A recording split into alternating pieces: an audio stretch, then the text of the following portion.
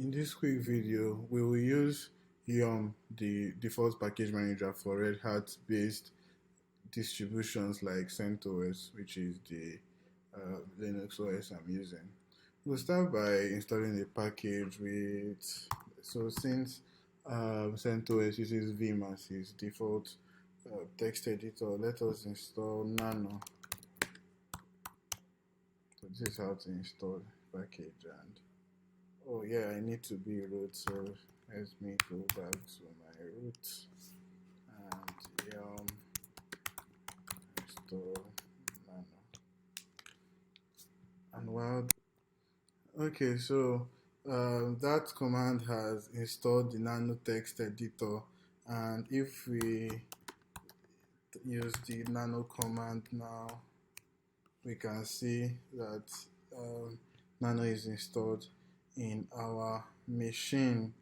Now, if we want to remove the nano, if we want to uninstall nano, all you just say is yum remove nano, and that will uninstall nano.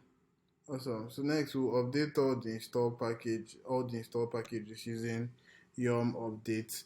That will take a lot of time, so I won't run that here, but yum update updates all the packages in your OS, and you should do that as occasionally. But now if you want to search for a package, so let's search if we have nano, and yeah, this is the result. Alright, so those are the basic that's how to manage packages in CentOS using Yum. But with Ubuntu, Ubuntu is a Debian-based distribution. So instead of Yum, you use apt.